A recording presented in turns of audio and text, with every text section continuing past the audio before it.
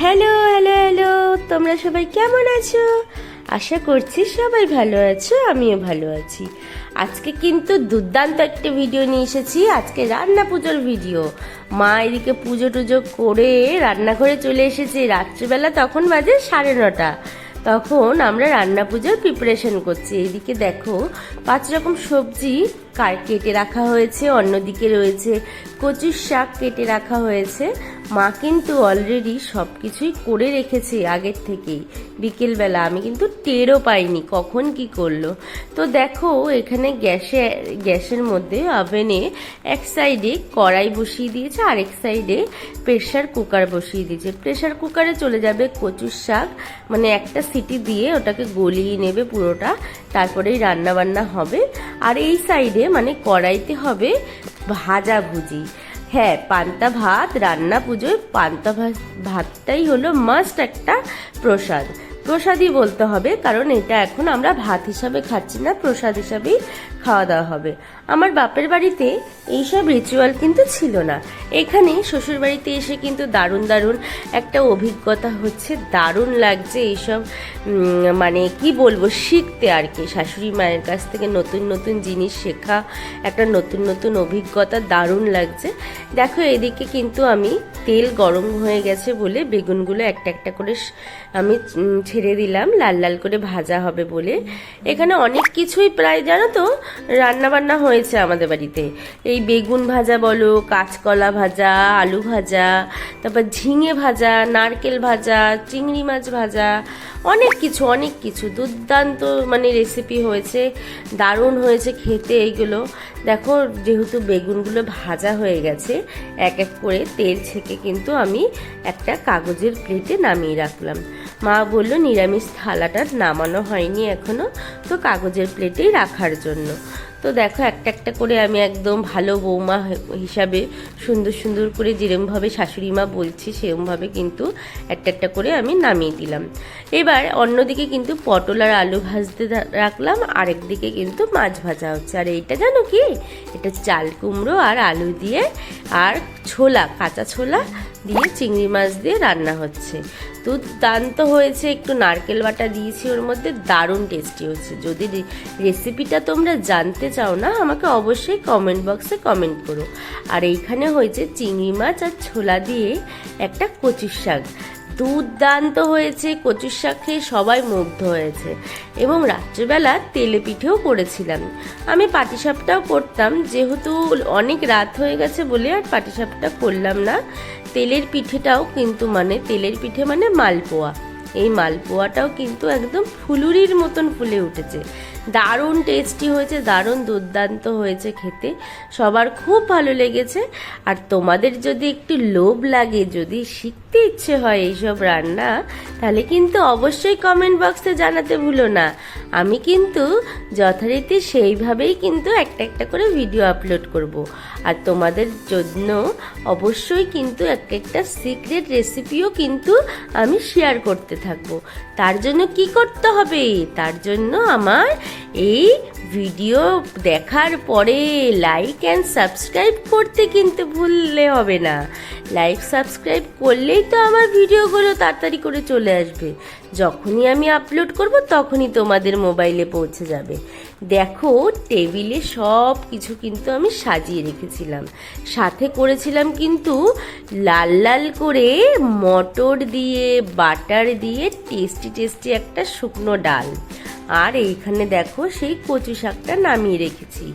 পাশাপাশি আমি এখানে করেছি সেই বলেছিলাম না চাল কুমড়ো দিয়ে চিংড়ি মাছ দিয়ে সেই তরকারি। আর এইখানে করেছি ক্ষীর পায়েস।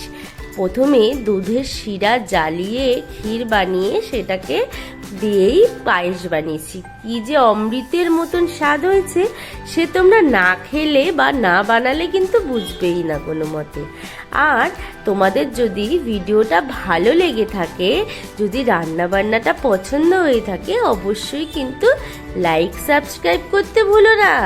আর লাইক সাবস্ক্রাইবের পরে কিন্তু অবশ্যই কমেন্ট করে জানিও যে কেমন হলো আমার রান্না বান্না। আমাদের তো দুর্দান্ত লেগেছে, আশা করছি তোমাদেরকেও ভালো লাগবে। আর এর পাশাপাশি আমি কাল রাতের একটা ভিডিও শ্যুট করে নিয়েছিলাম। দেখো আমার শ্বশুরমশাই গরম ভাতে কিভাবে জল ঢালে। এটা হলো এই রান্না পুজোর একটা ঐতিহ্য, যে গরম ভাতের মধ্যে ঠান্ডা জল ঢেলে ওটাকে পান্তা বানিয়ে পরের দিন পুজো করে তারপরে এই পান্তা খাওয়ার রিচুয়াল। এই ব্যাপারটা দারুণ আমার লেগেছে। এই ব্যাপারটা আমার বাপের বাড়িতে আমার কখনো হয়নি। এখানে দেখো আমার শ্বশুরমশাই জল ঢেলে নিচ্ছে, প্রণাম টোনাম করে তারপরে জল ঢেলে নিল। এদিকে আমার শাশুড়িমা শঙ্খ বাজাচ্ছে, এখানে এদিকে আমি উলু টুলু দিলাম। রিচুয়ালগুলো সবই মোটামুটি কমপ্লিট করলাম। ভালো লাগলো বেশ, জানো তো, দুর্দান্ত লাগলো, বেশ ভালো শিখলাম সুন্দর একটা জিনিস। আর এইদিকে আমার বরটা একটু কায়দা করে মাঝে মাঝে, আমার ভিডিওর মাঝখানে এসে একটু কায়দা করে দিল মোবাইলটা নিয়ে, ও একটু ভিডিও টিডিও করলো। পরের দিন সকালবেলায় এটাকেই আবার কিন্তু আমরা পুজো টুজো করে গাড়ি পুজো দিয়ে তারপরেই কিন্তু এটাই প্রসাদ হিসাবে গ্রহণ করব। দেখো পরের দিন কিন্তু আমরা পুজোর ঘরে চলে এসেছি। মা পুজো টুজো দিয়ে সকালবেলায় কিন্তু ঠাকুরকে প্রসাদ দিয়ে ঠাকুরকে গুছিয়ে সাজিয়ে একদম পরিপাটি করে নিয়েছে। ঠাকুর কিন্তু খাওয়া দাওয়াও করে নিয়েছে। এবার আমরা যাব নিচে গাড়ি পুজো করতে। আমাদের দুটো বাইক আছে, সেই পুজোগুলোই করে নেব। দেখো মা এখানে একটা থালার মধ্যে ধূপকাঠি মোমবাতি ফুল প্রসাদ নিয়ে নিচে নামলো। পিছন পিছন আমি কিন্তু একদম পিছন পিছন চলে আসলাম মায়ের পিছে পিছেই, যে গাড়ি পুজো দেখতে কিভাবে কি করে।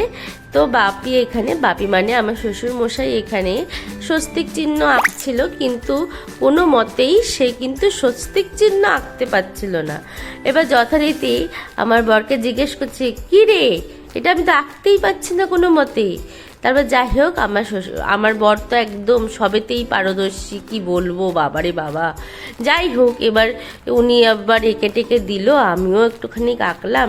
তা আমি না উল্টো এঁকে ফেলেছি ভুল করে। যাই হোক কি করা যাবে, যেটার বিষয়ে অভিজ্ঞতা নেই সেটা তো মাঝে সাঝে প্রথম প্রথম ভুল হবেই না। তো সেই ক্ষেত্রে মা এখানে পুজো টুজো করে মোমবাতি ধূপকাঠি মিষ্টি টিষ্টি দেখিয়ে খাইয়ে মানে প্রসাদ হিসাবে দিয়ে তারপরে পুজোটা শেষ করলো। দেখো কত সুন্দর হয়েছে, সিঁদুর দিয়ে আঁকিয়েছে। এখানে বাপি এখানে আরাধনা করলো, ভগবানকে ডেকে ভগবানের পুজো করে গাড়ির পুজো করে আরাধনা করে কিন্তু নমস্কার করে নিল। পাশাপাশি মাও করছিল এবং আমিও করছিলাম, বেশ ভালোই লাগলো, দিনটা সুন্দর কাটলো। দেখো মা এখানে কিন্তু গাড়িতে ফুল দিল, একটু প্রসাদ দিল, একটু সিঁদুরের টিকা দিল, দিয়ে তারপরে কিন্তু পুজোটা সম্পূর্ণ করলো। দেখো কত সুন্দর লাগছে। দেখো আমাদের কিন্তু পুজো হয়ে গেছে। অন্যদিকে আমরা উপরে চলে আসলাম, মানে ফ্ল্যাটে চলে আসলাম। মা এখানে আগের দিনে সেই পান্তা ভাত দেখিয়েছিলাম না, ওটাই মা বেড়ে নিল সবার জন্য, সবার থালায় বেড়ে নিল। দেখো আমাকেও দিল ভাজাভুজি। তরকারিটা আমি পরে নিয়েছিলাম, ওটা আর ভিডিও করা হয়নি, কারণ এত সুন্দর সুন্দর খাবার দেখে আর ভিডিও করতে ভুলে গেলাম। আমরা প্রসাদ গ্রহণ করে আবার ঠাকুরের জায়গায় আসলাম, এসে আমরা প্রণাম টোনাম করলাম, বললাম যেন সবাইকে যেন ভালো রাখে সুস্থ রাখে, তোমরাও ভালো থেকো সুস্থ থেকো আর আমার ভিডিও দেখতে থাকো। Thank you.